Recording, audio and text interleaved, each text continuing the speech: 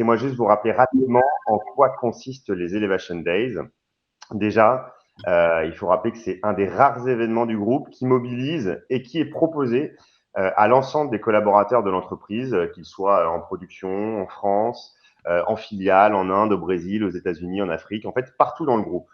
Les Elevation Days, c'est un moment qui est dédié au développement durable, à l'économie circulaire, à l'éthique, aux conditions de travail, à la santé, qui est organisé par les collaborateurs et pour les collaborateurs de l'entreprise.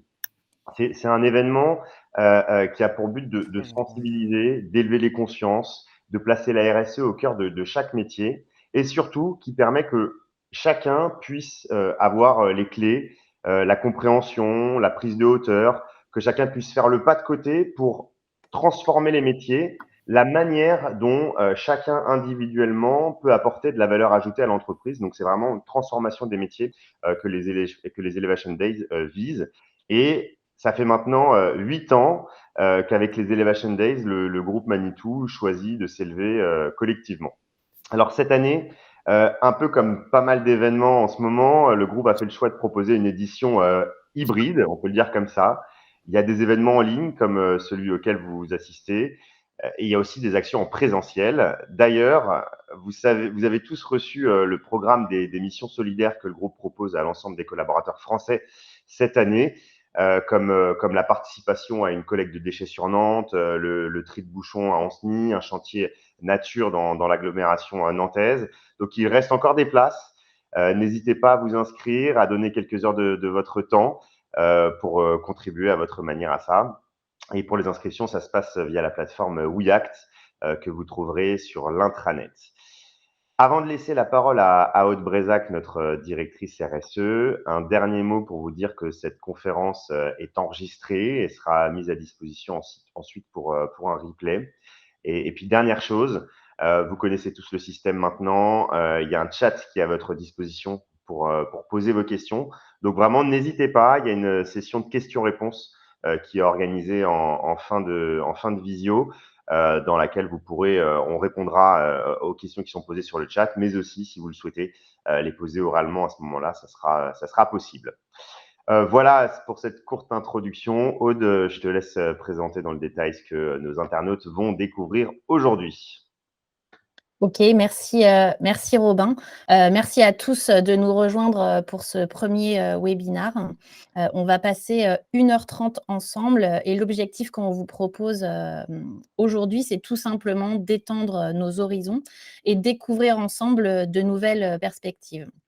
Alors, réparer la Terre, ce thème de conférence a pu vous paraître peut-être un peu étrange, voire complètement à côté de vos priorités opérationnelles et business.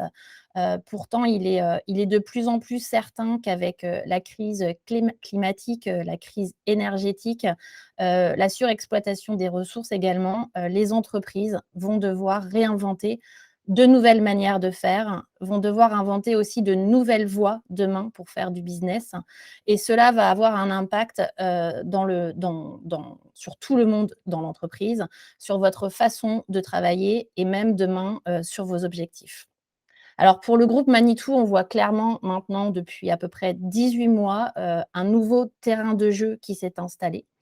Il y a une accélération qui est extrêmement forte de la réglementation environnementale, sociale, sociétale. Il y a aussi une accélération forte de la part des attentes de nos parties prenantes, de nos clients, de nos investisseurs, de l'ensemble des parties prenantes du groupe. Et on voit qu'il y aura pas de retour en arrière possible sur cette nouvelle pression. Et tout cela devient aussi un enjeu de compétitivité pour nos concurrents. Donc, ce nouveau terrain de jeu qui se modifie fortement, il ne faut pas le voir en fait comme quelque chose d'effrayant, ni comme une fatalité. Voilà, ce sont juste des nouvelles règles du jeu auxquelles nous allons devoir nous adapter et qu'il va falloir donc anticiper.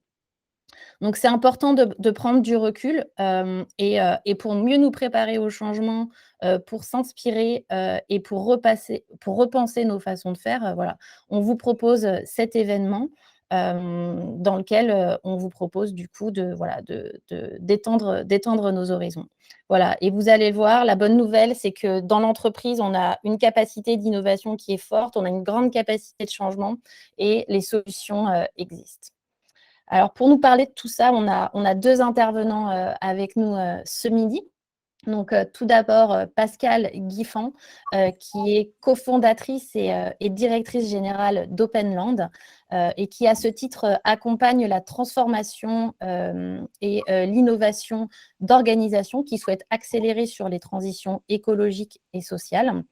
Pascale est également membre du conseil d'administration d'organisations qui œuvrent dans le domaine de l'économie circulaire. Elle est professeure à Sciences Po, AgroParisTech et la Sorbonne. Et elle était précédemment directrice adjointe du développement durable du groupe Suez. Et on a également avec nous Walter Bouvet, qui est un entrepreneur, également un auteur. Il a cofondé donc Openland en 2018, Openland qui forme et qui accompagne à la fois des individus, mais aussi des entreprises donc dans leur transformation écologique et innovante.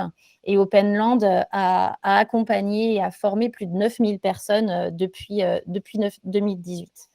Voilà. Et Walter est aussi un journaliste économique, puis aussi un éditeur. Il a précédemment cofondé et dirigé le magazine Terra Eco, qui est un journal francophone qui était pionnier dans la transition écologique. Voilà pour les introduire et leur laisser la parole. Merci à tous. Merci beaucoup, Aude. Avec Pascal, on va essayer de vous accompagner donc, pendant cette heure et demie en partageant plusieurs temps qu'on va vous présenter tout de suite. Un premier temps qui est destiné à comprendre ces enjeux que Aude vient de mentionner. Alors, je ne sais pas si certains d'entre vous font un peu de randonnée en montagne à leurs heures, mais vous savez, quand on grimpe, en général, on démarre, c'est assez doux, on est dans la vallée, il fait beau, et on voit le sommet au loin, et c'est une balade qui s'annonce sympathique. Mais il y a peut-être un moment où, avec le dénivelé, ça tire un peu sur les mollets, le sac est un peu plus lourd, et voilà, il faut un peu s'accrocher. Dans cette phase de compréhension, il y a un peu cette image de l'ascension en montagne, mais je vous rassure, ça va durer juste quelques minutes, et on arrive au sommet avec une vision d'ensemble, et à partir de là, on aborde la deuxième partie qui est d'apprendre à compter autrement et surtout apprendre à faire autrement, ce qu'on appelle ici boucler la boucle. Évidemment, il y a un petit clin d'œil à l'économie circulaire, mais pas que, vous verrez ça tout à l'heure. Et enfin, comme annoncé par Aude, l'idée c'est de ensuite échanger sur le groupe Manitou, sur votre stratégie et voir comment, de ces enjeux globaux, on arrive, entre guillemets, à atterrir dans votre organisation, dans votre activité quotidienne et professionnelle. Et on va essayer aussi de vous interroger, vous poser quelques questions. Vous verrez une partie interactive. Vous pouvez déjà préparer vos téléphones portables et les avoir pas trop loin de vous. Voilà. Bonjour Pascal. Bonjour à tous. Bonjour. Alors, pardon, je suis obligée de garder le masque puisque je suis dans un endroit qui me le demande. Mais je suis ravie d'être avec vous. Et voilà, j'interviendrai avec Walter sur cette conférence et surtout sur les questions qu'on espère nombreuses et les interactions qu'on espère nombreuses à la suite de notre présentation. Alors, quand on parle des enjeux, et Aude les a mentionnés, Robin également, l'enjeu, c'est d'abord de regarder un peu plus loin qu'aujourd'hui. Et nous, on vous propose de regarder à 10 ans. Donc, 10 ans, c'est à la fois beaucoup, et puis pas tant que ça, parce que quand je dis de 10 ans, 2030, on est bientôt en 2022. En réalité, c'est bientôt plutôt 8 ans qui nous restent. 8 ans, ça passe très vite. Et qu'est-ce qu'on voit quand on se projette à 8-10 ans? Ben, c'est toute la question qu'on va essayer d'aborder ensemble pour voir comment ça peut impacter de différentes manières vos activités. Je vous ai promis un peu d'interactivité. Je vais vous suggérer de saisir vos smartphones sur le navigateur web qui peut être Safari ou un autre de votre téléphone. Il vous suffit de taper l'adresse qui s'affiche, donc www.menti.com. Vous allez voir, c'est très simple. Vous vous connectez à cette adresse et une fois connecté, la page d'accueil menti.com va vous demander un code.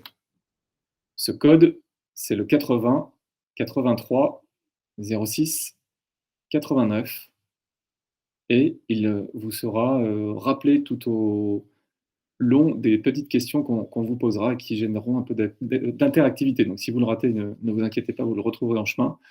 En attendant, www.menti.com, je vous laisse un instant pour vous connecter et taper le code 80 83 06 89. Est-ce que parmi l'équipe organisatrice, vous pouvez me confirmer que ça fonctionne de votre côté, ce qui sera pour moi une manière de m'assurer que c'est OK? Oui, Alors, moi moi, c'est ça va bon de être mon sur la côté. slide. Ouais, c'est ça, on arrive sur la slide orange. Ouais. OK, c'est magnifique. Alors, on va faire un premier test.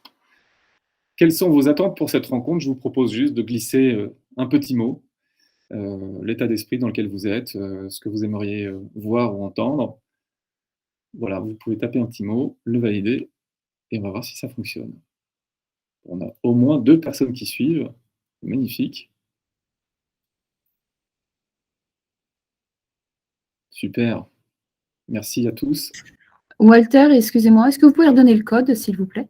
Oui, alors je précise qu'il s'affiche en haut de votre écran, a priori 80 83 06 89. À chaque fois qu'une question sera posée, vous voyez le code qui s'affiche tout en haut de l'écran. C'est bon pour vous? Oui, merci. Voilà, du partage, de la curiosité, de la découverte, des recommandations, des inspirations, les enjeux, la compréhension des enjeux, apprendre. On va essayer de relever le défi avec Pascal de faire tout ça dans le temps imparti. Je vais avancer un peu, donc pendant que j'avance, vous pouvez continuer à répondre et vous verrez ensuite votre écran de quiz s'alimentera et se mettra à jour automatiquement. Alors je commence par cette photo. Cette photo d'Al Gore et Bill Clinton, on est au début des années 90. Un président et un vice-président sont devant les caméras des journalistes et branchent à l'époque ce qu'on appelle les autoroutes de l'information. Un petit nom assez incroyable quand on y pense, qui sont tout simplement devenus le web, Internet, depuis. Pourquoi je vous montre cette image et pourquoi on aime bien faire le parallèle avec l'émergence de la révolution du web? Tout simplement parce qu'à l'époque, les créateurs du web annonçaient qu'ils étaient à l'initiative d'une révolution sans précédent qui allait tout bouleverser, alors qu'eux-mêmes ne savaient pas, en tout cas c'est ce qu'ils disaient, qu'ils ne savaient pas ce que ce web produirait comme changement. Mais ils avaient cette intuition, cette quasi-certitude que ça allait tout changer. Force est de constater, une génération plus tard, que la révolution technologique du web a tout changé. Elle a changé nos pratiques, évidemment, de travail, nos pratiques culturelles, nos pratiques sociales. Elle a changé la finance, elle a changé l'entreprise, elle a changé la démocratie, la culture, la musique, plein de choses. Cette révolution est quasiment totale, même si elle n'a pas changé l'essentiel de ce pourquoi nous vivons et de ce qui nous fait vivre également au quotidien. Mais ça a été quand même un grand bouleversement. Eh bien, les promoteurs de la révolution écologique disent un peu la même chose aujourd'hui. Alors, derrière écologique, je voudrais juste vous rappeler que l'étymologie du terme écologique, c'est la science de la maison, écologie, versus économie, qui est la gestion de la maison. Et en fait, le défi qui nous est lancé, c'est que pour bien gérer la maison, nous avons besoin de mieux la connaître, mieux connaître cette science de la maison, cette écologie, sur laquelle les scientifiques ont beaucoup avancé depuis des années. Par exemple, vous avez certainement entendu parler du concept d'intelligence des arbres, qui est un concept qui est démontré scientifiquement, le fait que les arbres communiquent entre eux par l'intermédiaire du mycélium que sécrètent les champignons. Ça fait partie des grandes découvertes qui nous permettent d'avoir un autre rapport à ce qu'est la nature, à ce qu'est le vivant et ce qui nous environne. On va y revenir un peu plus tard. Openland, on aime bien travailler aux disruptions, mais on aime bien le faire dans la joie et la bonne humeur. Alors, on vous pose 3 petites questions qui ne nécessitent pas de réponse à ce stade. Elles sont juste là pour vous faire un peu gamberger pendant notre discussion. À votre avis, quel est le poids réel des occupants de cette salle? Quel est votre âge en ppm et combien d'arbres possédez-vous? Je vous rassure tout de suite, si vous n'avez pas de réponse immédiate à ces questions ou si certains termes vous paraissent encore obscurs, ça va s'éclaircir dans quelques instants. Voilà, j'avance. Et donc, tout à l'heure, je vous parlais de l'année 2030 et de ces années qu'on a devant nous. Quand on lit les journaux, quand on écoute les débats publics autour de la transformation écologique, il y a des tendances qui émergent, des tendances en général assez nettes avec des affirmations très catégoriques parfois. En haut à gauche, c'est l'affirmation selon laquelle tout va bien se passer, rien ne va changer, pourquoi se préoccuper de ces sujets, l'humain a toujours trouvé des solutions à tout. Bref, continuons sur notre trajectoire, on va juste avoir besoin d'aménager les choses à la marge. En haut à droite, c'est le scénario un peu plus noir, un peu plus effondriste, selon lequel eh bien, on va être foudroyé, ça va être l'apocalypse, et ce qui nous arrive est sans précédent, et il faut se préparer à un grand saut dans le vide. En bas à gauche, j'essaie d'illustrer ici le scénario super technologique, dans lequel l'intelligence artificielle, la techno vont tout résoudre, et pourquoi s'en faire, puisqu'il n'y a finalement pas de problème, la technologie va apporter une réponse à tous nos maux. Et puis enfin, dernière image en bas à droite, extraite du dessin animé de Wall-E, que vous connaissez peut-être, que je vous invite à regarder si vous ne le connaissez pas, très joli dessin animé de Pixar, qui illustre l'exfiltration, le fait que finalement nous allons peut-être filer, habiter dans l'espace ou sur notre planète, celle-ci étant devenue inhabitable. Nous, on a envie de vous proposer un autre scénario, qui est le scénario sur lequel vous travaillez, d'ailleurs professionnellement, qui est un scénario d'espoir, un scénario d'innovation, un scénario qui demande des efforts, c'est certain, un scénario inédit, sans précédent, ça c'est sûr, mais qui est de trouver une voie différente, qui fera bien sûr, qui prendra en compte ce que dit la science et les difficultés éventuelles auxquelles on sera affronté, mais qui fait le pari que collectivement, nous sommes capables de relever des défis. Alors les défis sont nombreux, et depuis un an, depuis la crise Covid, que nous connaissons, que nous avons traversée, il y a quand même des choses extraordinaires qui se sont passées. Par exemple, en avril 2020, l'économie mondiale s'est arrêtée. Elle ne s'est pas arrêtée parce qu'elle a été empêchée, elle s'est arrêtée parce que nous avons collectivement décidé de tout arrêter pour nous protéger du virus. Ça, c'est sans précédent. Et alors, quand on s'arrête, qu'est-ce qui se passe? On réfléchit. On réfléchit au sens de ce que nous produisons, de ce que nous consommons, à la manière dont nous le faisons.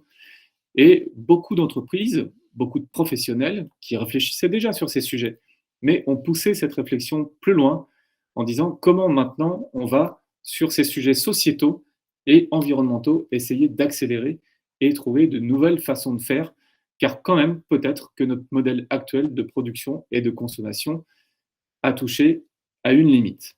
Alors, des limites, il y en a. Pour en prendre conscience, nous, ce qu'on vous propose, Openland, c'est peut-être de compléter le tableau de bord ou de changer de tableau de bord. Aujourd'hui, on a un tableau de bord qui est principalement centré sur les euros, sur la conduite économique des affaires, la conduite économique d'un pays, et c'est tout à fait nécessaire. Mais on a besoin sans doute de compléter ce tableau de bord pour y intégrer ce qu'on appelle des éléments extra-financiers. Alors, comme le terme est un peu, un peu difficile ou un peu aride éventuellement, nous, on vous propose une entrée un peu plus poétique au travers des éléments, l'eau, l'air, la terre, le feu et la vie. Mais vous allez voir que derrière tous ces éléments, il y a des choses extrêmement concrètes, même si aujourd'hui, il faut bien reconnaître que sur ce tableau de bord-là, eh bien, nous avons des alertes que nous posent les scientifiques. L'idée, ce n'est pas du tout de vous casser le moral, juste d'essayer ensemble de prendre la mesure des défis que nous avons à relever et précisément de les envisager comme des défis et pas seulement comme des difficultés. Alors, je vais vous poser une première question. Voilà, si vous êtes bien là sur votre Mentimeter et votre smartphone, première question, attention, c'est parti. Alors, il n'y a pas de point à gagner, contrairement à ce qui est annoncé. Et à votre avis, quel équivalent de plastique ingurgitons-nous en une semaine? On parle du corps humain et d'une moyenne mondiale. Petit indice, c'est une donnée du WWF. Est-ce que c'est l'équivalent de la touche Alt de votre ordinateur, l'équivalent d'un capuchon de stylo ou l'équivalent d'une carte bancaire? Ça va assez vite. Alors, vous avez bonne réponse globalement, c'est l'équivalent d'une carte bancaire. Aujourd'hui, le cycle de l'eau est contaminé par ce qu'on appelle les microplastiques. On le trouve sur Terre, dans les rivières, dans les océans, et même dans la neige et dans la pluie. La question n'est pas d'en rester à ce constat en se disant « Mon Dieu, quelle catastrophe !» C'est vrai que c'est préoccupant, mais plutôt comment est-ce qu'on invente une économie qui, sur la question du plastique, passe du plastique jetable au plastique réutilisable. Comment est-ce qu'on crée une économie plus circulaire et plus durable? Voilà, ça c'est un premier défi qu'on pose. Et puisqu'on parlait d'eau à l'instant, je vais vous poser une deuxième question qui vous concerne directement. je quitte le sujet du plastique, mais je reste sur le sujet de l'eau. Quelle quantité d'eau le groupe Manitou utilise-t-il en moyenne pour la fabrication d'une machine, à votre avis? Alors, soit vous séchez, soit vous dites que c'est 5,8 mètres cubes, soit vous dites que c'est 2,6 mètres cubes par machine, en moyenne, à votre avis.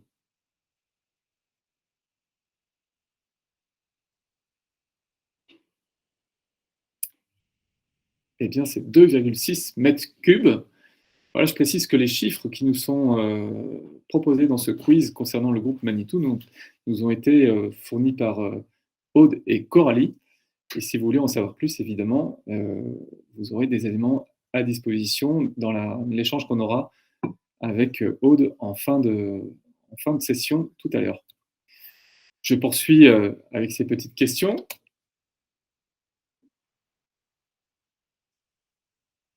Et je reviens au global avec la concentration de CO2 dans l'atmosphère. À votre avis, l'accord de Paris sur le climat, que dit-il? Quelle concentration de CO2 dans l'atmosphère devons-nous atteindre? En ppm, en parties par million. C'est comme ça qu'on mesure la concentration de CO2.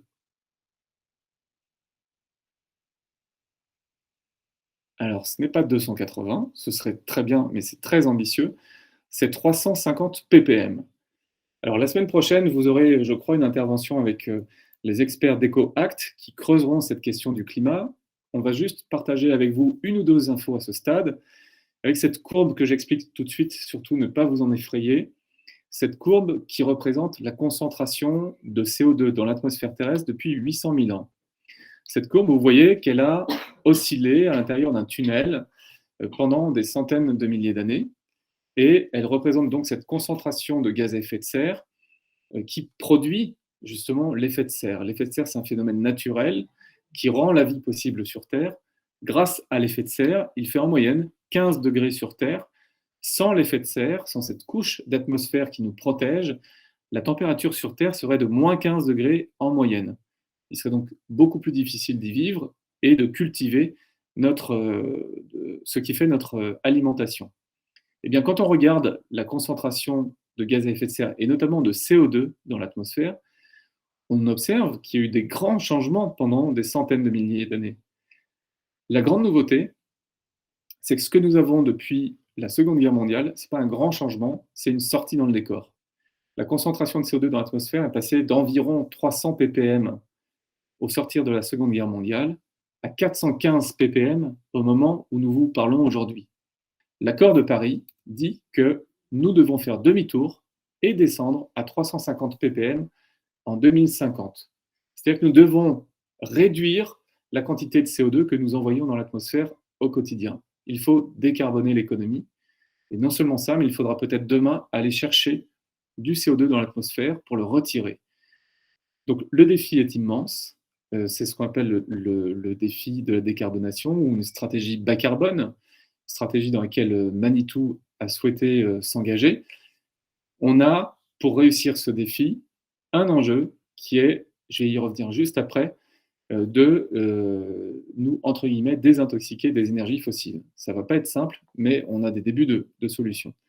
Voilà, ça c'est pour le CO2, mais comme on parle de l'élément R, je vais vous poser une autre question qui vous concerne directement, si elle veut bien s'afficher.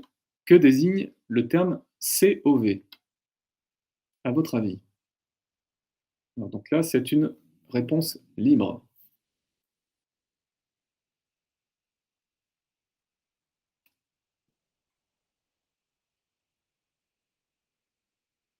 Composé organique volatile. Voilà.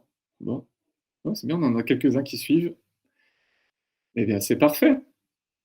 C'est exactement ça. Ce sont les composés qui peuvent être dégagés par des peintures, des cols, des produits chimiques qu'on utilise notamment dans un process industriel.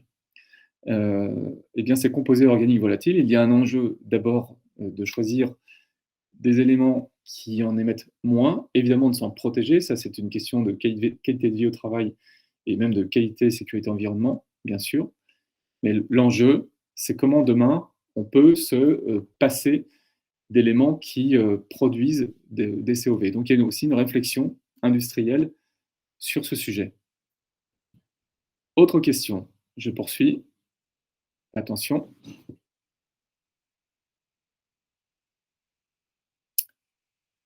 À votre avis, quelle est la quantité de matière première nécessaire pour produire une puce de 2 grammes?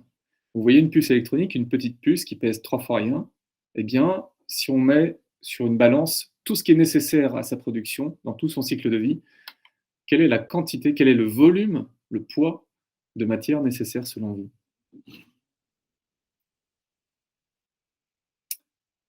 Voilà, la bonne réponse est 32 kg, 16 000 fois le poids d'une puce.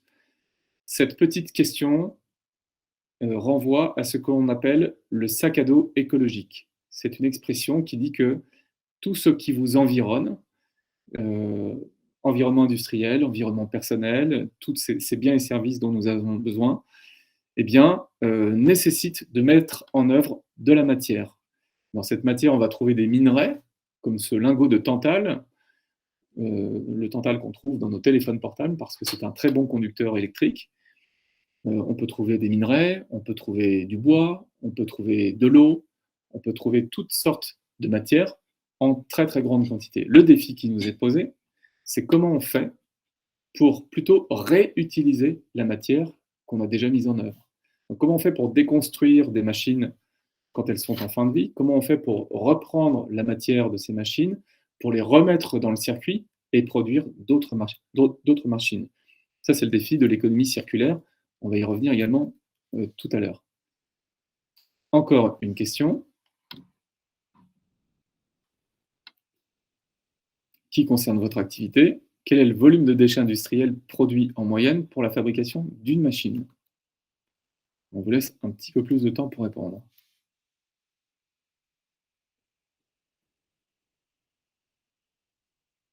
Et bien sûr, quel est le volume pour lequel le défi va être d'obtenir une réduction encore plus significative que ce que vous avez obtenu jusqu'à présent, puisque c'est un chantier qui est en cours chez Manitou.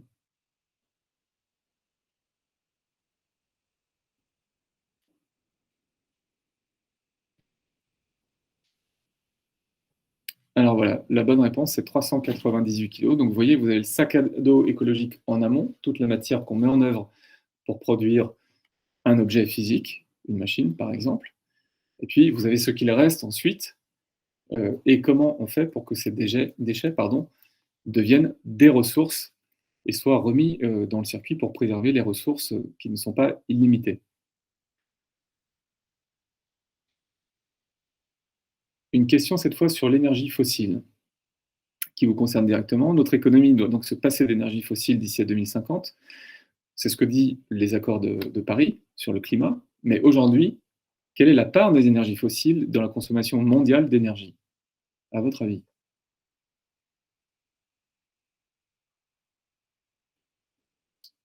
Voilà, c'est 80%. 80% de notre énergie est aujourd'hui fossile. Vous voyez ces deux petits traits bleus. Vous voyez entre ces deux traits bleus notre consommation de charbon, de gaz et de pétrole. Là, on est à l'échelle mondiale. À l'extérieur du trait bleu, vous avez la biomasse, les énergies renouvelables et l'énergie d'origine nucléaire. La biomasse, les renouvelables et le nucléaire sont peu émettrices de CO2, contrairement aux énergies fossiles qui sont très émettrices de CO2. Le défi qui nous est posé et que nous avons à relever collectivement, c'est que tout ce qui est entre les deux traits bleus disparaisse, grosso modo, d'ici à 2050. Nous avons 30 ans pour nous passer des énergies fossiles si nous voulons relever le défi du climat. Vous voyez, c'est un défi qui est absolument colossal et pour lequel nous devons mettre toute notre ingéniosité, toute notre volonté dès aujourd'hui. Je vais passer au dernier élément, la vie. Je vous ai parlé de l'eau, de l'air, de la terre, du feu et de la vie. Voici maintenant la vie. Alors, des scientifiques se sont amusés à peser le poids de la vie sur Terre. À votre avis, quelle masse ont-ils trouvé pour les humains? Évidemment, il y a un petit piège, on est un peu taquin. Voilà, alors le poids de la vie humaine, c'est 0,01% de la vie totale. Les végétaux, 82%, les bactéries, 13%. Par exemple, dans le corps humain, vous avez 10 fois plus de bactéries que de cellules humaines et vous avez encore plus de virus que de bactéries. 10 fois plus de bactéries que de cellules et plus de virus que de bactéries. C'est ça le poids du corps humain. Donc le corps humain et la vie humaine sur Terre, c'est 0,01% du total de la vie. C'est donc très peu. Alors le clin d'œil 99% des emmerdes, c'est aussi pour vous dire qu'on a peut-être 99% des réponses ou des solutions à partir du moment où on prend conscience et on essaye d'inventer une économie nouvelle.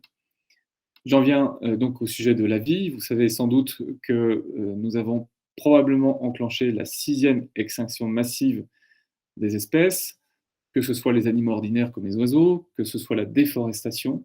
Il y a un enjeu colossal à vérifier que nos activités économiques ne contribuent pas à la déforestation. Cette déforestation qui touche à la fois des écosystèmes précieux, mais aussi des peuples, des vies humaines, des civilisations, qui sont souvent très très proches, voire intégrées dans les réserves de biodiversité. Et donc on a cet enjeu de protéger et de préserver ce joyau humain et de biodiversité sans lequel nous ne serions rien. Pourquoi donc on vous a posé toutes ces questions? Et on en a fini. Là, je vous ai dit que ça allait peut-être tirer un peu sur les mollets, qu'on allait avoir un sac un peu lourd parfois. Voilà, ça y est, c'est terminé, on est arrivé au sommet, on va pouvoir souffler un peu. On vous raconte tout ça parce que ce qui nous inspire, nous, ce sont ces visages, ces sourires, ces attentes, ces espoirs des enfants qui peuvent être vos enfants, nos enfants. C'est aussi pour eux qu'on fait tout ça, et c'est pour eux qu'en professionnel, en entreprise, en organisation, en territoire, on va se poser la question de nos impacts et de comment on peut faire pour soutenir la vie sur Terre, soutenir ces projets de société, soutenir l'espoir de ces générations futures qui comptent sur nous pour elles-mêmes vivre leur vie et développer leurs propres projets. C'est évidemment notre intention ici. Et ce qu'on veut partager avec vous, ça c'est une bonne nouvelle, c'est qu'il y a un plan. Nous ne sommes pas démunis, malgré la hauteur des enjeux. Nous avons des chemins qui se dessinent. Et la deuxième bonne nouvelle, c'est que Manitou, d'ailleurs, a commencé à les emprunter. Alors derrière ce plan, il y a des noms que vous connaissez peut-être, que vous avez sûrement entendus, comme l'agroécologie, l'économie circulaire, l'économie de fonctionnalité, le biomimétisme ou la bio-inspiration. C'est ce qu'on va découvrir juste après. On va juste vous poser une dernière petite question à ce stade. Voilà, le temps de respirer, là, de souffler. Peut-être est-ce que aujourd'hui, vous considérez que sur les éléments qu'on vous a présentés, vous avez besoin d'être aidé, d'en savoir un peu plus, de comprendre davantage. Mais c'est le moment de le dire. Voilà, l'eau, l'air, la terre, le feu, la vie. Qu'est-ce qui vous préoccupe et sur quoi avez-vous besoin d'avancer? Vous allez voir, c'est comme au quintet. On a des casaques de couleurs différentes. La grande question, c'est qui va l'emporter? Voilà, je vous laisse quelques instants pour répondre.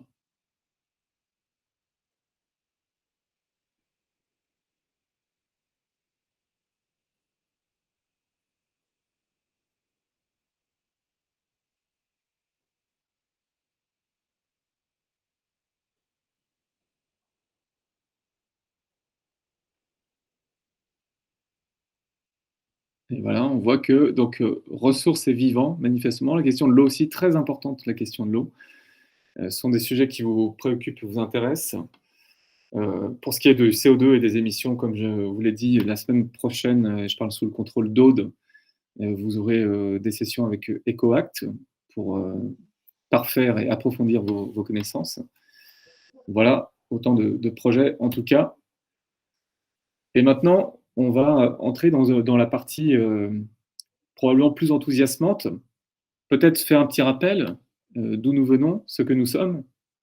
Cette planète qui nous porte, qui existe depuis 4,5 milliards d'années. Le phénomène humain, vous allez le voir tout à l'heure, c'est 3 millions d'années. La planète, c'est 4,5 milliards qui est là et dont on a pris conscience en 1972 avec la mission Apollo, qui pour la première fois de l'histoire a pris notre planète en photo grand large, du pôle Nord au pôle Sud.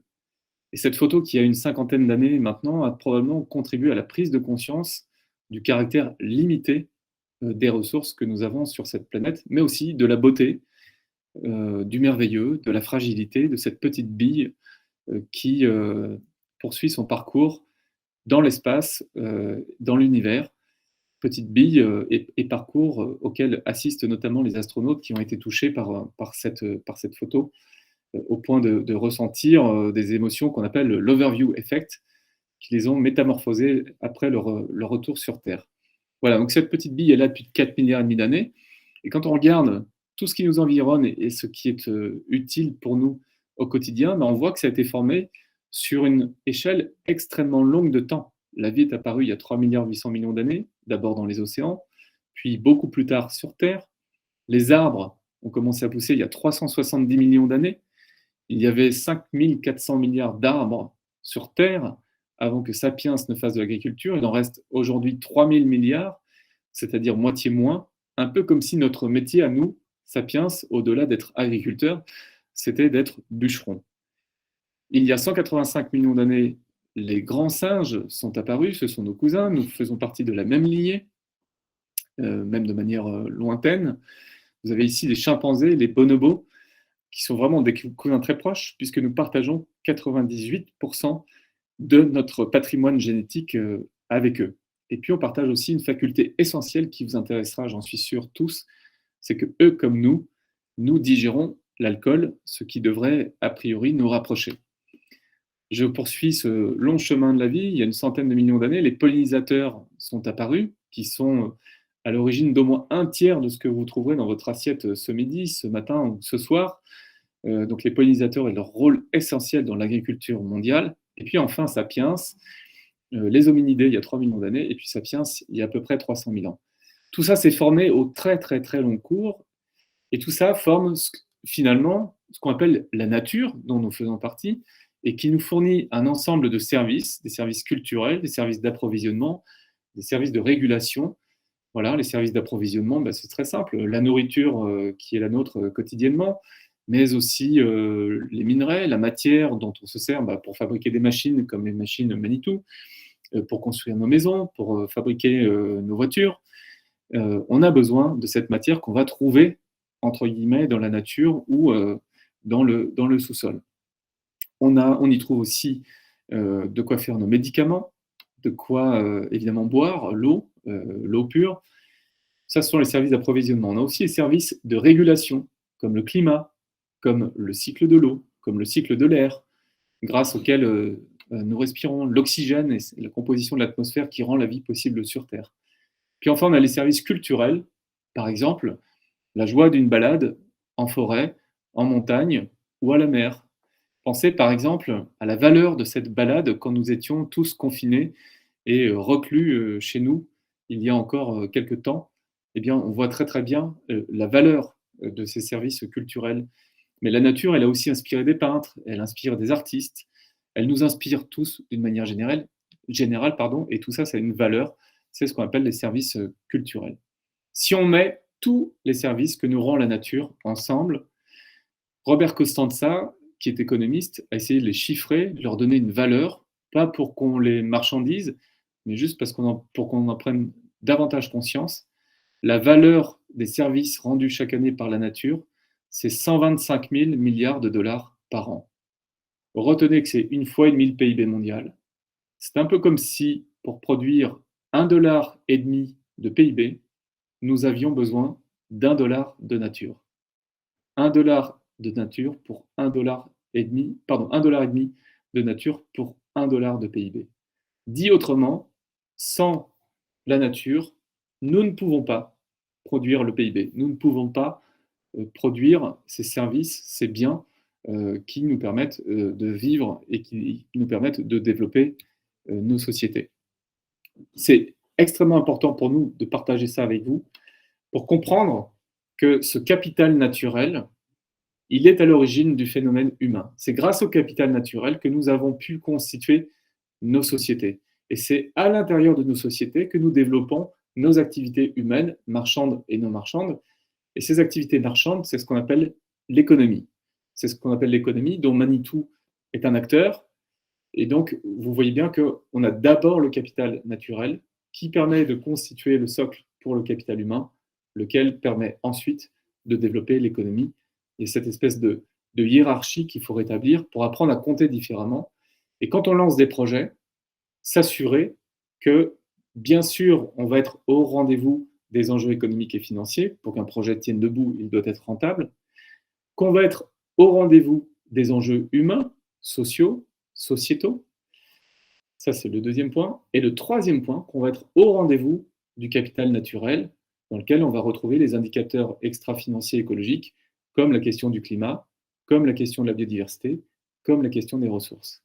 Voilà. Et c'est très important d'intégrer ces éléments a priori avant de lancer des projets et pas seulement a posteriori quand les projets sont lancés. Important donc de mesurer nos impacts. Alors, vous me direz, bah, le défi est tellement élevé que c'est sans doute très, très compliqué à relever. Pourtant, une nouvelle référence à la conquête spatiale pour vous partager cette idée que de grandes choses sont possibles avec peu. Par exemple, je vous parlais tout à l'heure de la navette, de la mission Apollo qui a permis d'aller sur la Lune. Ce que l'histoire a peut-être oublié de dire, c'est que derrière cette mission de haute technologie, il y avait un ordinateur, l'AGC, Apollo Guidance Computer, mais que cet ordinateur qui pesait 22 kg disposait de seulement 4 kilo-octets de mémoire vive. 4 kilo-octets. Vous vous rendez compte? C'est vraiment très très peu. La capacité de stockage de cet ordinateur à l'époque, c'était 72 kilo-octets. Si vous enregistrez un mail avec une pièce jointe, c'est à peu près ce que vous aurez. Et avec ça, et avec cette capacité, cette puissance informatique très limitée, on a réussi à faire décoller, naviguer, allunir et revenir sur Terre une navette spatiale qui a rapporté 382 kg de roches lunaires. Donc on a réussi à faire de très grandes choses avec peu, même si c'était de la haute technologie à l'époque. La deuxième chose qu'on a oubliée, c'est que cette mission spatiale a nécessité un logiciel, une suite logicielle, dont le code a été écrit au MIT sous la direction de Margaret Hamilton, que vous voyez à gauche. Madame Margaret Hamilton, une femme, et bien évidemment, dans l'histoire de la conquête spatiale, on a retenu de la haute technologie et beaucoup des hommes. La réalité, c'est qu'il y avait des hommes et des femmes, bien évidemment, et qu'il y avait aussi de la technologie plus sobre que ce qu'on imagine. Et c'est un peu ce message qu'on veut aussi vous renvoyer, c'est de réfléchir à une forme de sobriété technologique et évidemment à des rapports humains revus, des équilibres femmes-hommes, de la diversité. Et c'est là, dans cette richesse, qu'on trouvera aussi les solutions à nos défis. Parmi nos défis, il y a celui de l'économie circulaire. Je ne vais pas trop détailler ce schéma qu'on pourra vous partager. Vous aurez accès au replay et à cette présentation si vous le souhaitez. Juste retenir que l'économie circulaire, c'est beaucoup plus que le recyclage.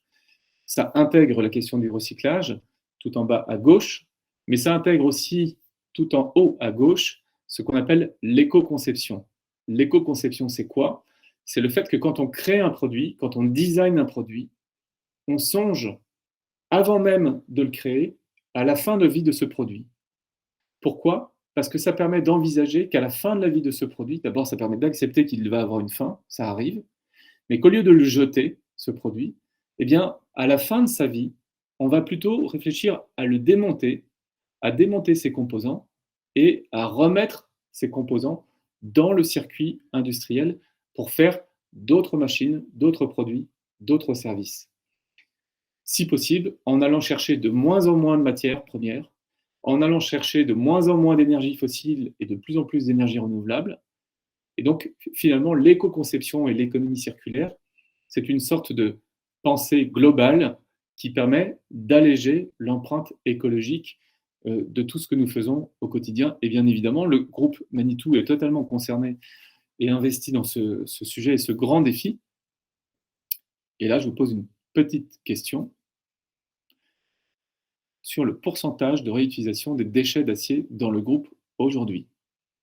Alors, la réutilisation des déchets, là, on est dans la logique du recyclage, hein, c'est un premier pas. Et bien sûr, vos équipes de design font beaucoup plus que ça aujourd'hui. Mais déjà, faire le point sur cette petite donnée, à votre avis.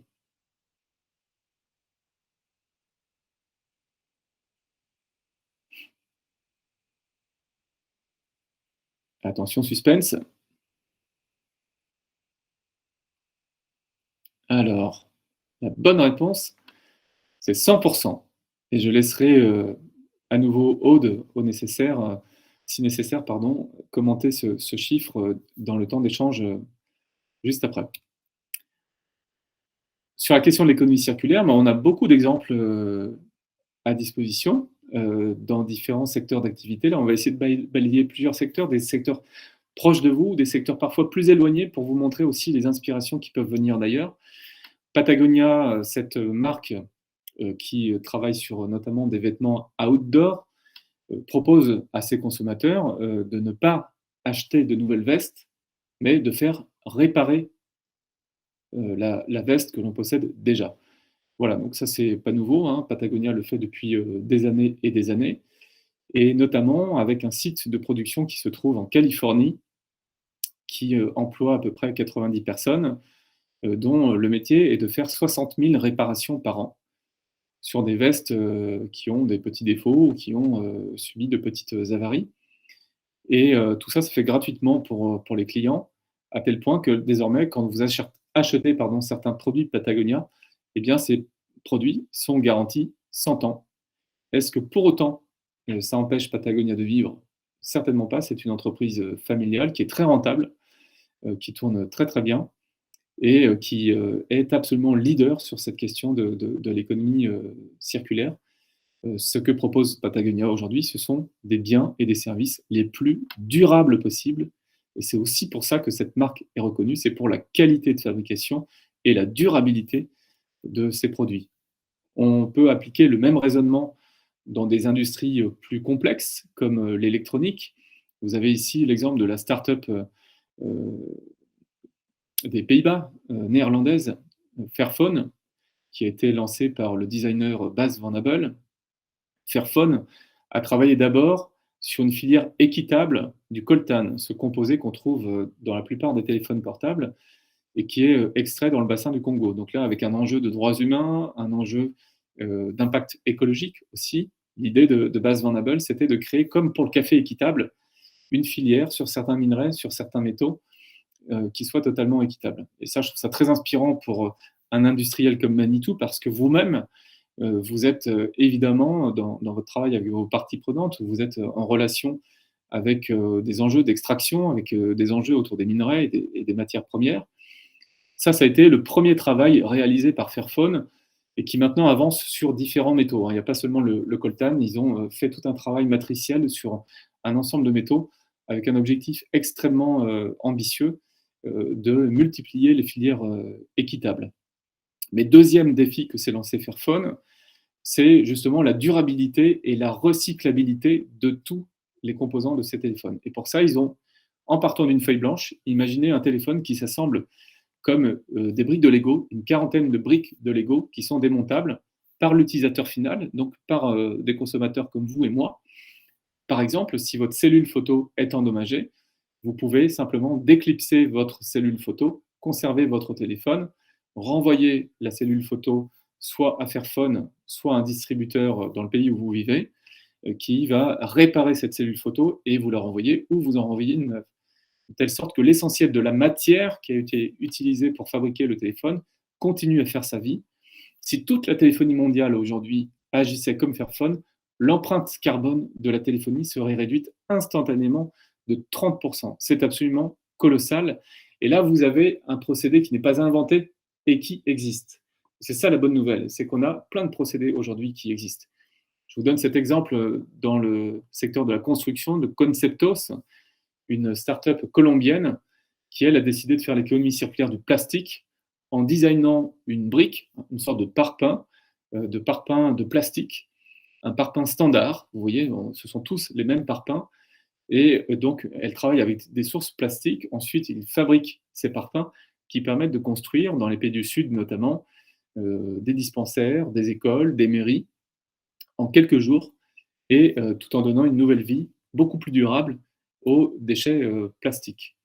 On trouve aussi cette logique d'économie circulaire dans le numérique, avec ici ce dessin animé, le dessin animé Gus, qui a été produit en 3D, donc avec beaucoup de calculs, et donc la nécessité d'avoir de puissants serveurs qui consomment de l'énergie, de l'électricité et qui produisent de la chaleur.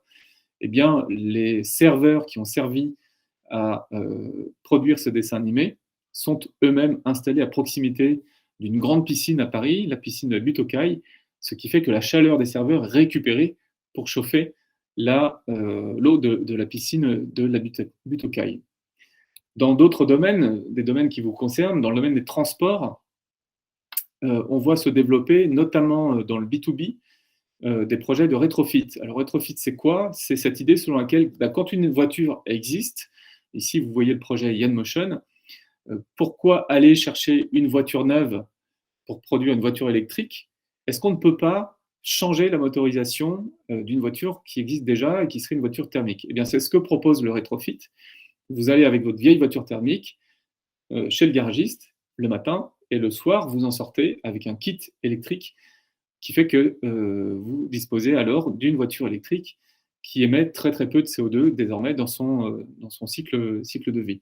L'intérêt de cette méthode, c'est qu'on n'a pas à reconstruire la voiture, à produire une voiture neuve, et donc on va économiser toute l'empreinte écologique de ce cycle de fabrication, qui est gourmand en eau, en matière, en énergie.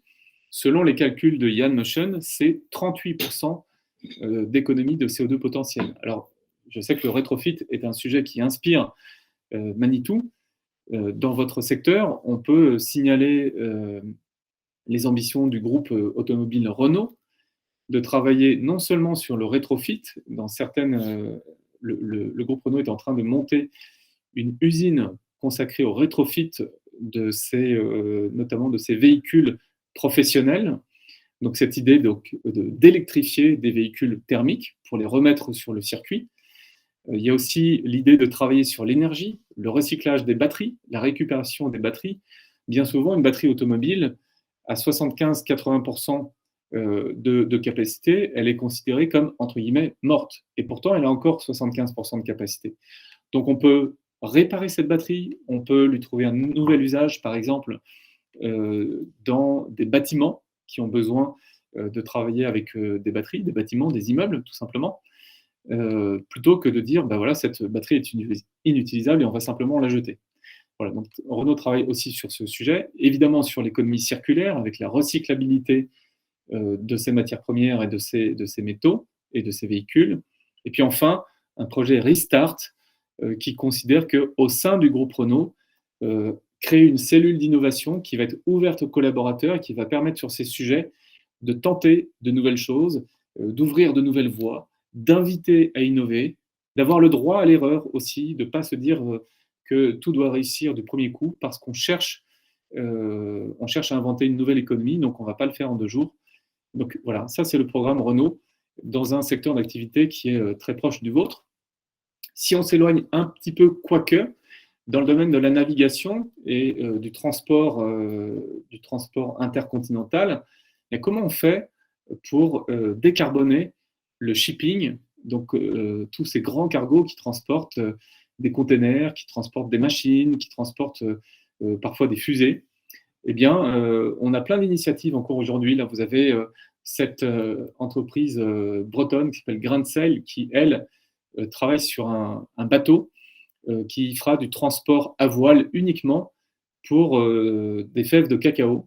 Donc, l'idée, c'est d'aller chercher les fèves de cacao en bateau à voile, de les acheminer vers des ports en Europe, aux États-Unis, à New York également, à terme, sur un transport doux. Donc, très, très peu et quasiment pas émetteur de CO2, beaucoup moins en tout cas que les cargos aujourd'hui, et d'avoir des unités de transformation comme ça du cacao qui vont être proches des zones de consommation.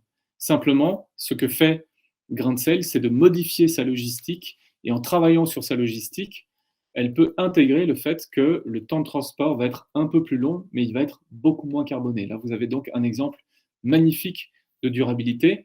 Et vous pourrez me dire, oui, bon, on est sur une petite boîte, à une petite échelle, c'est vrai, mais il y a aussi des projets industriels à beaucoup plus grande échelle.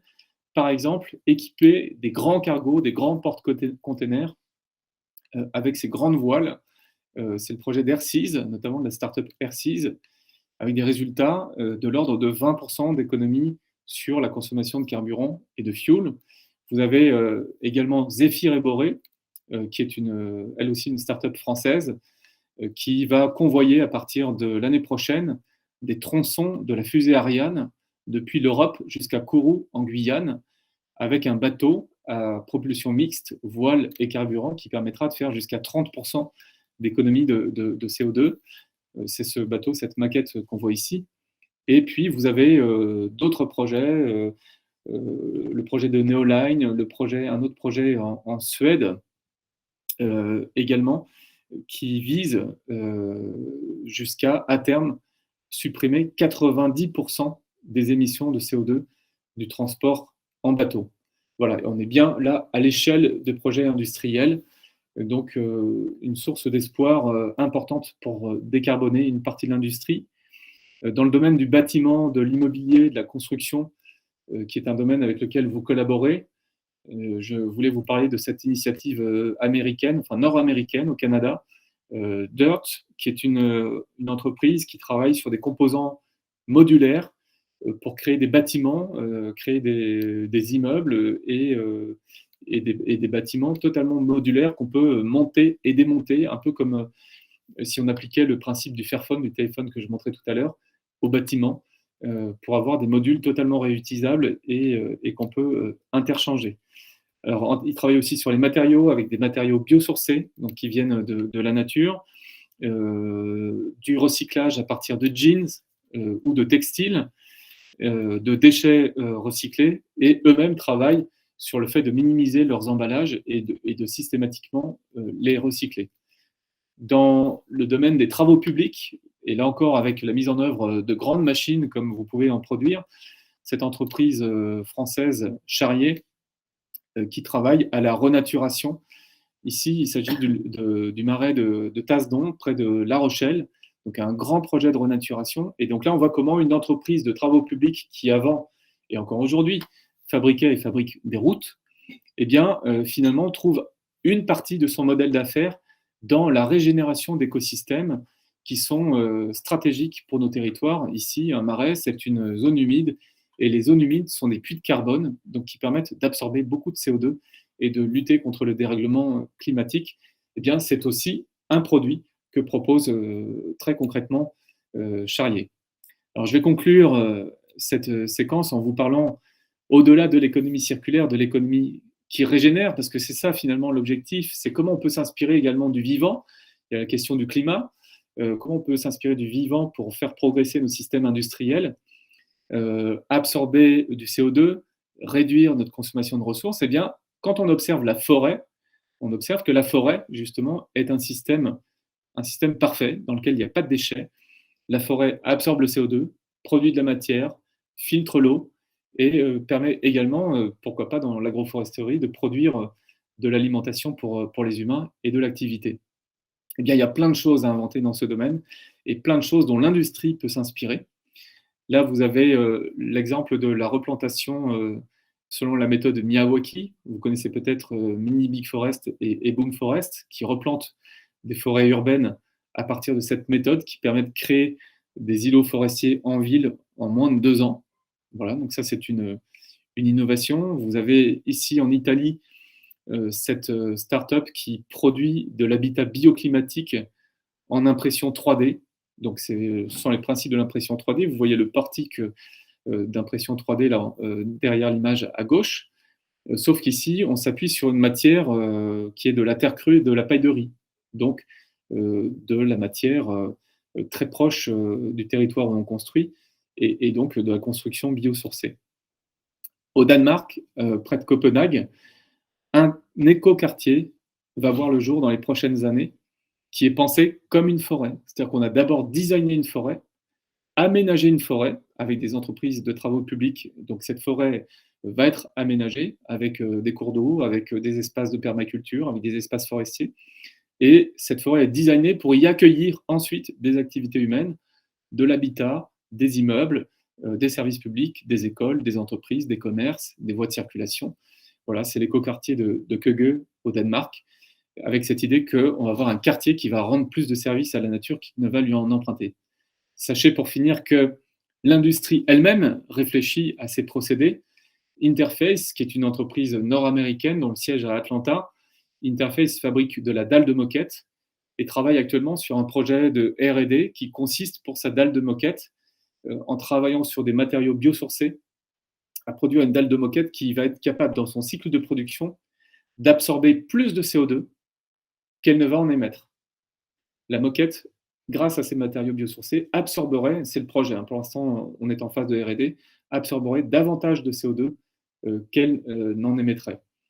C'est-à-dire essayer de créer une économie positive qui répare, d'où le réparer la terre qu'on vous propose, Openland, le réparer la terre, une économie qui répare et qui ne se contente pas de détruire moins.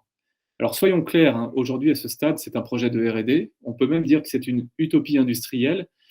Mais vous voyez qu'en mettant des contraintes très très fortes, et tout à l'heure Aude parlait de réglementation qui devient de plus en plus pressante, eh bien on ouvre aussi le champ, en fermant certaines portes, on peut ouvrir d'autres portes qui vont ouvrir le champ de la créativité économique et industrielle. Je termine avec cet exemple qui nous inspire énormément. Corail Artefact, c'est une initiative portée à l'origine par un artiste, Jérémy Gobet, qui est fan de coraux. Et Jérémy Gobet est tellement fan de coraux qu'il sculpte des coraux, qu'il en a fait son sujet artistique. Eh bien, Jérémy Gobet a été invité, suite à ses travaux de sculpture de coraux, il a été invité par une ville française, Clermont-Ferrand, pour y mener une résidence artistique. Donc le principe d'une résidence artistique, c'est que vous venez pendant 1 an, et puis vous avez carte blanche, vous êtes nourri, logé en tant qu'artiste, et vous pouvez créer ce que vous voulez à l'intérieur d'un cahier des charges que vous fixe la puissance qui vous accueille. Et là, Clermont-Ferrand a dit à Jérémy Gobet, bah, tu viens chez nous, tu fais ta résidence artistique, on te demande de t'inspirer du tissu industriel local pour créer une œuvre. Alors, il est allé voir plein de gens, il est allé voir Michelin, il est allé voir différentes industries, et puis il est tombé sur une entreprise familiale qui s'appelle La Fontanille et qui produit de la dentelle depuis 150 ans, de la dentelle traditionnelle selon une technique qu'on appelle le point d'esprit, c'est la photo de droite. Vous voyez cette forme de petite fleur sur les bâtonnets. Eh bien, cette petite fleur, Jérémy Gobet a été interpellé parce qu'il a relevé que la forme de cette fleur, c'est la réplique de la forme de certains coraux. Alors, il a proposé de travailler sur un projet artistique sur la Fontanille. Et puis, de fil en aiguille, ce projet artistique est devenu un projet de R&D industriel. Ils ont commencé à bidouiller des machines, et puis à se dire, mais tiens, est-ce qu'on ne pourrait pas faire quelque chose pour les coraux avec notre technique traditionnelle? Et donc, ils ont créé une sorte de bouquet de tuteurs avec ces petits bâtonnets, brodés selon la technique du point d'esprit, avec du coton biodégradable, avec cette idée de poser sur ces bâtonnets des bébés coraux pour voir s'ils s'accrochent, s'ils grandissent et s'ils se multiplient. Ils ont créé cet outil, ce prototype, et puis ils l'ont déposé dans l'océan Pacifique, du côté des Philippines, et ils ont fait le test. Et devinez quoi? Eh bien, ça marche. Ça a fonctionné, les bébés coraux ont grandi, et le corail s'est régénéré. Donc aujourd'hui, Jérémy Gobet travaille avec des professionnels de la filature en France, des industries de la filature qui ont beaucoup souffert pendant ces dernières décennies, pour voir si elles ne pourraient pas faire de cette idée un process industriel, une technique industrielle à grande échelle, inventer les machines qui vont avec, créer les emplois qui vont avec, et créer l'activité économique qui va avec, cette activité économique qui s'appellerait réparer la mer, de façon que nous pourrions restaurer les grands récifs coralliens qui souffrent énormément. Voilà, je voulais, avec Pascal, terminer avec ce message d'espoir. Nous avons conscience que toutes ces voies que nous vous proposons sont encore parfois à de petites échelles. Il ne s'agit pas de dire que tout sera résolu en un coup de baguette magique. Mais ce qui est intéressant, c'est que ce sont des acteurs économiques, ce sont des acteurs industriels qui se sont emparés de ces sujets et qui essaient aujourd'hui d'ouvrir la voie. Et c'est tout le mal qu'on peut souhaiter, je crois, à Manitou, que d'être acteur de cette transformation de l'économie. Aujourd'hui, je pense que vous êtes engagé dans cette voie. La question qu'on a envie de vous poser après cette première partie et avant l'échange qui suit, c'est avec quoi repartez-vous, avec quelle envie, quelle énergie, quelles questions aussi sans doute, quels doutes si vous en avez. Eh bien, je vous laisse la parole avant d'engager les échanges avec vous et avec Aude.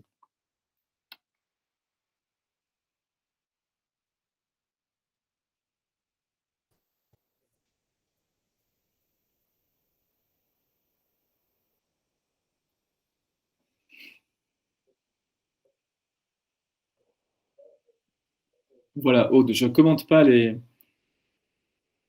ces petits mots qui sont laissés parce que ensuite, ça va être à vous de reprendre le flambeau. Est-ce que ça va? Oui, oui, merci. Merci pour cette intervention. Il nous reste un temps de questions, donc n'hésitez pas. Walter et Pascal sont là pour y répondre. Donc, c'est voilà, un moment d'échange qu'on vous propose par rapport à tout ce qui a été dit. S'il y a aussi des questions sur Manitou, sur sa feuille de route, n'hésitez pas, c'est le moment.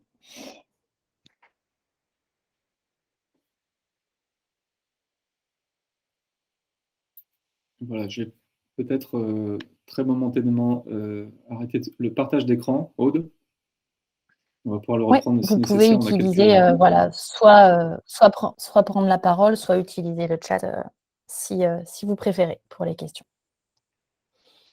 Alors, est-ce que avez-vous des questions?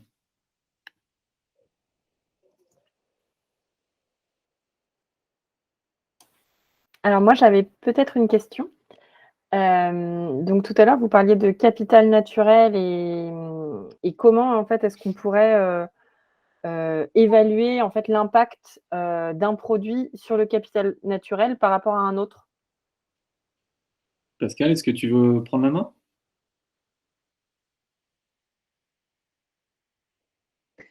Oui, je veux bien prendre la main. Merci Coralie pour cette question. Effectivement, évaluer l'impact d'un produit, c'est finalement, c'est ce qu'on disait sur le sac à dos écologique, c'est-à-dire que c'est évaluer tout ce dont on a besoin pour faire le produit et comment en fait tout ce process va impacter via potentiellement la consommation d'énergie, des pollutions, etc. Vous avez sur un produit, finalement, c'est les principes d'éco-conception qu'on va utiliser, notamment l'analyse du cycle de vie, qui va vous permettre d'identifier en fait les différents facteurs d'impact que vous avez sur le capital naturel.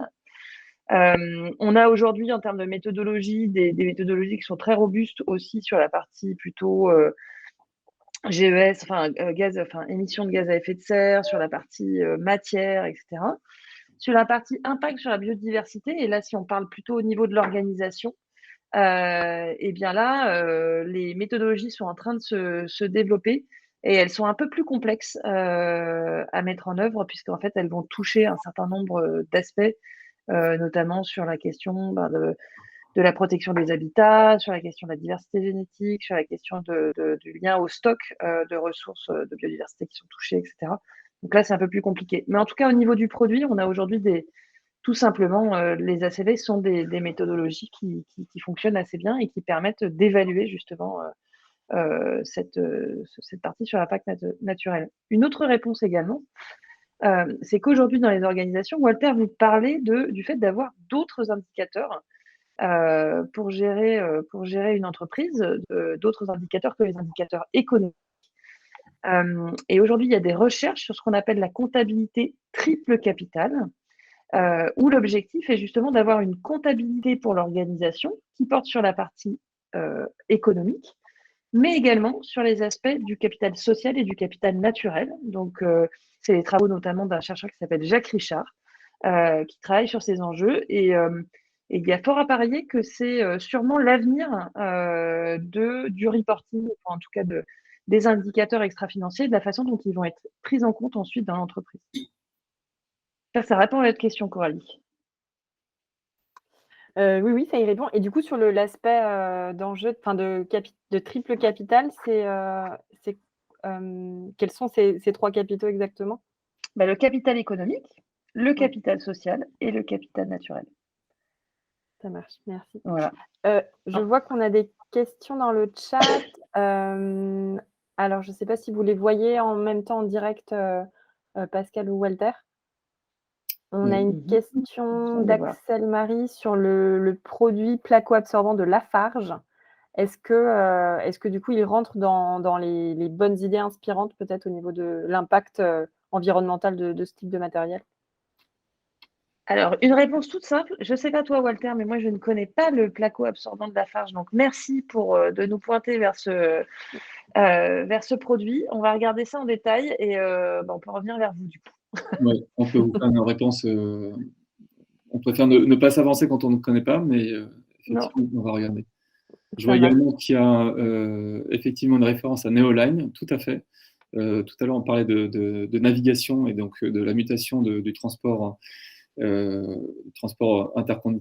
intercontinental océanique, du transport maritime. Donc Neoline, tout à fait, dans l'ouest de la France. Je vois aussi qu'il y a une question sur la systématisation des smartphones reconditionnés. Alors ça ne me concerne pas, mais question très intéressante. Enfin, si, parce que si vous voyez le smartphone de Walter, vous comprendrez que ça fait déjà de nombreuses fois qu'il est reconditionné. Ah oui, sur mon smartphone, appuyé sur une plateforme Back Market, que j'aurais pu citer, qui fait du reconditionnement, et si ça peut vous rassurer, donc je dirais la marque, mais c'est un smartphone reconditionné qui date de 2014, je crois. Bon, je suis entrepreneur, j'ai quelques obligations et un métier un peu stressant parfois. Pour autant, ça ne m'empêche absolument pas de vivre. Merci pour ces questions. Pour le commentaire de Sundus, donc on aura bien, enfin on mettra en tout cas à disposition ce replay auprès des collaborateurs sur nos espaces internes. Est-ce qu'il y avait d'autres questions concernant la présentation? Peut-être Aude, est-ce que tu peux nous en dire un peu plus sur l'approche du groupe, en tout cas sur ces questions d'économie circulaire? Qu'est-ce qui est peut-être envisagé en interne? Sur quoi on réfléchit actuellement? Oui, alors on peut peut-être remettre la slide de la feuille de route pour que ce soit plus clair et plus visuel pour tout le monde. Oui, tout à fait. Je m'en occupe. Toute petite manip de 30 secondes de mon côté, Aude. Oui. Sauf si vous l'avez vers vous. Ouais. Alors, je l'ai pas là, mais Ok, je peux commencer à commenter. En fait, voilà, pour ceux qui n'ont pas la feuille de route RSE du groupe en tête, on a mis une nouvelle feuille de route en place cette année, donc qui est une feuille de route 2021-2025, qui est pleinement intégrée dans la feuille de route New Horizon. La feuille de route RSE est sur 4 grandes priorités. Je vais surtout en commenter 2 qui sont en lien avec la thématique d'aujourd'hui. On a parmi nos 4 priorités, une priorité sur une trajectoire bas carbone, c'est-à-dire que le groupe, et on en parlera beaucoup plus dans la réunion de lundi qui est à 12h45, le groupe est en train de définir une trajectoire bas carbone, c'est-à-dire des objectifs de réduction des émissions de CO2 du groupe sur l'ensemble de son activité. Ce qui va forcément avoir un impact sur les produits bas carbone du groupe, mais également sur les services qui vont permettre d'accompagner les utilisateurs dans la réduction de leurs propres émissions quand ils utilisent les machines, et aussi un impact sur nos propres émissions de CO2 qui viennent de nos opérations.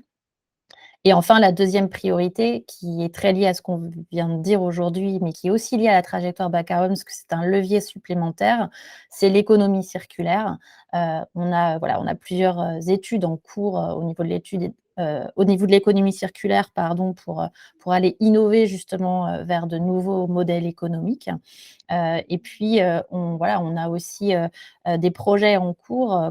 Voilà, les pièces Riemann en font partie, pour pouvoir proposer à nos clients des pièces réparées, des pièces de seconde main, des machines aussi qui puissent être réparées, et donc augmenter la durée de vie des produits, et également leur taux de matière recyclée à l'intérieur des composants, à l'intérieur des machines. Donc voilà, donc là c'est un peu plus visuel, donc les 2 priorités dont je viens de vous parler, hein, la trajectoire bas carbone en bas en vert, et puis l'économie circulaire pour pouvoir innover vers de nouveaux modèles économiques et aussi à la fois optimiser l'emploi des ressources et allonger la durée de vie des produits. Donc derrière cette boussole de la RSE, on a 40 objectifs qui sont répartis à travers l'organisation, 40 objectifs quantitatifs qu'on s'est fixés pour les atteindre en 2025.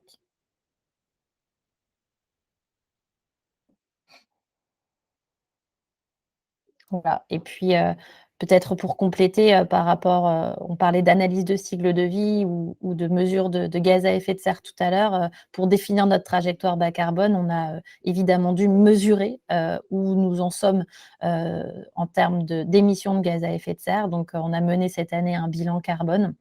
C'est ce dont on vous parlera mardi, voilà, des principaux résultats de cette étude qui sont voilà, des conclusions très intéressantes pour ensuite mener des plans d'action de réduction. Aujourd'hui, est-ce que, Aude, je peux me permettre de vous poser une question? Oui, oui, bien sûr.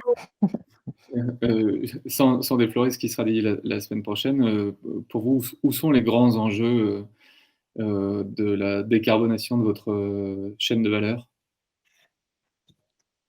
L'enjeu majeur, il est sur l'utilisation des produits, puisque c'est quasiment 90% de l'empreinte carbone du groupe. Voilà, 90% des émissions émises par le groupe vient donc de l'utilisation des produits. Et puis après, on va dire que les deux autres, l'autre source majeure, ce sont les intrants, donc c'est-à-dire tous les achats de composants, matières premières et pièces de rechange pour nos produits qui représentent 9% des émissions. Donc, utilisation et achat. Ça peut être perturbant sur comment dire, pour les collaborateurs, parce que vous parlez finalement des utilisateurs. On peut se dire, mais les utilisateurs, c'est pas nous, enfin c'est pas vous, quoi. Donc quel est le levier que l'on a là-dessus, et pourquoi est-ce qu'on va voir les utilisateurs? Est-ce qu'on va voir les fournisseurs? Pourquoi avoir cette vision aussi large? C'est tout l'enjeu de la RSE, c'est de regarder à la fois tout le cycle de vie du produit, donc de l'achat des matières premières jusqu'à la fin de vie des produits, et de regarder aussi toute la chaîne de valeur, en effet. Donc, comment on va pouvoir atteindre ces objectifs, à la fois en impliquant nos fournisseurs, mais aussi nos clients, à travers voilà, des projets par exemple, de co-innovation, de co-développement pour pouvoir atteindre ces objectifs. Et puis, sur l'utilisation, évidemment, tout ce qui va pouvoir être fait côté R&D pour mettre sur le marché des produits qui soient bas carbone, et tout ce qui va pouvoir être fait aussi côté service pour permettre aux clients de mieux utiliser leur machine, d'utiliser la bonne machine aussi, qui par rapport à l'utilisation, grâce à la data par exemple, tout ça va nous permettre de réduire l'empreinte carbone globale. Très bien. Je crois que vous avez également une question de Thomas Aude qui vous est adressée sur les pièces détachées et à longue distance notamment. Alors, on a en effet mesuré dans toute l'empreinte carbone, et on regardera ça lundi, en fait, tout l'impact du fret. Oui, on a commencé à mesurer, en fait, quel serait l'impact de mettre en place des actions de réduction sur cette partie-là. Donc voilà, rien n'est encore décidé, on est encore en train déjà de décider de quelle est l'ambition pour le groupe, quel est l'objectif de réduction. Après, les actions viendront, les différents leviers, et ce sera en effet dans les métiers de voir en fait ce qu'il est possible de faire aussi pour que derrière on maintienne bien aussi l'enjeu business, de pouvoir livrer nos clients. C'est là, l'enjeu aujourd'hui, il est de définir l'ambition globale, l'objectif de réduction. On sait en fait là où on va pouvoir avoir des leviers majeurs, puisqu'on l'a mesuré. Le fret, le fret en fait partie. Ce sera par la suite qu'on décidera des différentes actions dans les différents métiers. Ce qu'on peut peut-être vous partager avec Pascal aussi, c'est et Pascal, deux questions finalement, en tout cas deux apports ou deux témoignages. Le premier, c'est est-ce que cette transition écologique, cette transformation écologique et l'économie sont-elles vouées à être opposées, ou est-ce qu'au contraire, on peut les faire converger? Et la deuxième question, c'est quelle est la place du facteur humain dans tout ça, et qu'est-ce qu'on peut faire Parce que là, dans ce qu'on essaie de partager avec vous, on voit des initiatives, on voit des idées qui sont portées par des femmes, par des hommes, qui constituent des groupes, des entreprises. Voilà, comment les mobiliser? Merci Walter.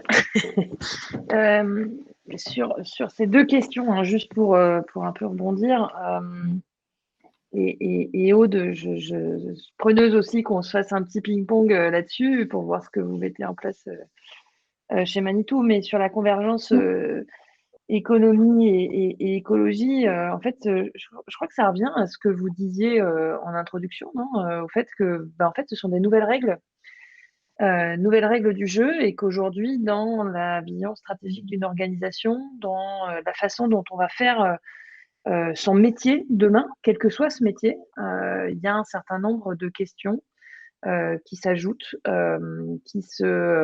et qui sont liées justement à ces questions écologiques, parce qu'aujourd'hui, c'est tout à fait lié, ou en tout cas, c'est une condition sine qua non de l'évolution en fait des organisations et donc des acteurs économiques.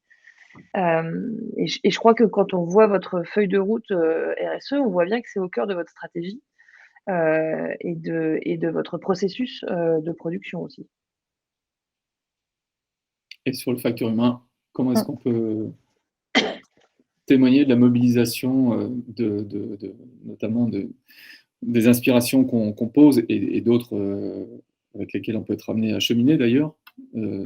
Ce serait quoi les éléments de réussite qui permettent de donner confiance aussi? Je pense qu'il y a un élément très important par rapport à ces enjeux, c'est qu'il y a une nécessaire prise de conscience, mais une nécessaire prise de conscience collective et globale. C'est-à-dire que si on souhaite transformer les métiers, si on souhaite transformer une organisation, il y a aussi nécessité, et c'est ce que vous faites aujourd'hui aussi avec cette conférence, de partager les enjeux, que chacun puisse se rendre compte du niveau auquel ça le touche, aussi bien, alors on s'en aperçoit évidemment dans sa vie personnelle, mais surtout dans sa vie professionnelle. Et donc ça, c'est le premier point. Et on parle bien de la façon dont on est touché, c'est-à-dire qu'il y a une question rationnelle liée aux chiffres, liée aux méthodes, etc., qui est très importante, parce que ces sujets, ils ont aussi besoin de rigueur, de sérieux, de se rattacher à la science. Mais il y a aussi une question personnelle, émotionnelle, que l'on voit aujourd'hui, que l'on perçoit notamment chez les jeunes générations. Il y a certaines études qui nous disent combien aujourd'hui les jeunes générations sont anxieuses face à leur avenir. Et donc, c'est aussi une question de s'appuyer sur, ou en tout cas de reconnaître d'un point de vue émotionnel ce que cette situation crée en nous. Et pourquoi pas aussi s'appuyer sur notre volonté d'engagement, sur parfois peut-être aussi un peu la colère face aux enjeux, et d'utiliser ça comme un moteur vers l'action. Et au bout du bout, peut-être qu'on va réussir. Et ça, c'est plutôt, en tout cas, pour nous, c'est un aspect important. C'est-à-dire qu'il n'y aura pas de transformation sur ces enjeux sans avoir une mobilisation globale, collective. C'est vrai au niveau d'un pays, c'est particulièrement vrai au niveau d'une organisation. Et la prise en compte du facteur humain, eh bien, elle demande aussi de prendre en compte la façon dont ça nous touche et dans la façon dont on souhaite agir sur ces sujets. Et surtout, in fine, vient l'utilité, la question de la raison de l'organisation, la question de la contribution de l'organisation à la résolution de ces enjeux, en tout cas au fait d'aider à ce qu'ils n'empirent pas, mais plutôt qu'ils s'améliorent.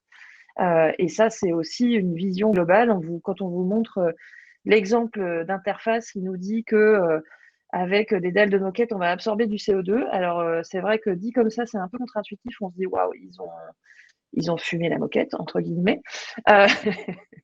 Mais en fait, eh bien, de poser cette vision, de se dire que notre raison d'être, notre utilité en tant qu'organisation, elle va vers ça, eh ben, c'est aussi un formidable moteur d'engagement, de motivation et d'envie. Parce qu'au-delà des chiffres, au-delà des méthodes, il y a aussi besoin de beaucoup d'envie pour mener ces transformations. Ce qu'on peut dire, ce dont on peut témoigner aussi, c'est que beaucoup de dirigeantes et de dirigeants d'entreprises aujourd'hui sont pleinement investis en fait de ces défis de manière très sincères hein, pour en côtoyer très, très régulièrement, ne se pose plus la question du pourquoi, mais du comment. Et c'est peut-être, sur un dernier petit mot, refaire cette référence, puisqu'on parle de transformation des organisations, référence et clin d'œil à cette photo de Bill Clinton et d'Al Gore. On voit, nous, beaucoup de similitudes entre la transformation numérique des organisations, qui a été un sujet majeur, qui l'est encore d'ailleurs, pendant et on va dire les 10-15 dernières années passées. La transformation écologique, en fait, procède des mêmes ressorts. Pascal vous l'a dit, il y a de la rigueur, il y a de l'humain, il y a de l'émotion, mais la transformation des entreprises, ce sont bien les humains qui la font. C'est bien de vos talents, de vos métiers, de vos envies, de vos compétences. Et donc, en amont de tout ça, de la bonne compréhension des enjeux et de leur niveau, que dépendra la réussite de cette transformation, qui est parfois un peu inquiétante, mais surtout, en tout cas, c'est le message qu'on voulait vous faire partager aujourd'hui, extrêmement enthousiasmante.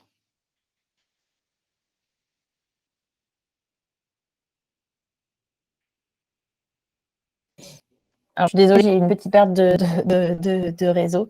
Peut-être pour compléter sur enfin, voilà, comment voilà, allier les enjeux de durabilité et d'économie. En fait, on voit bien, c'est vrai qu'en enfin, de nouveaux indicateurs dans nos pilotages et dans nos projets, on voit les choses en fait un peu différemment. On l'a vu là on commence à le voir en fait avec le carbone. On a commencé avec le carbone. On voit l'activité d'une manière un peu différente.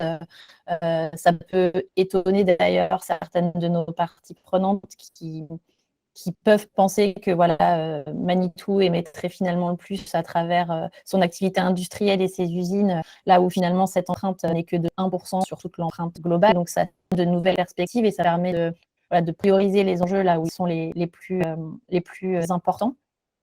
Et puis sur les hommes et les femmes, voilà, on est bien conscient qu'il y a énormément d'enjeux. Donc il y a un enjeu de conduite du changement, de formation. Et on a mis parmi nos objectifs 2025 un objectif de pouvoir former 100% des métiers clés pour conduire cette transition écologique, donc de pouvoir les former voilà, aux enjeux qui sont propres à leur métier.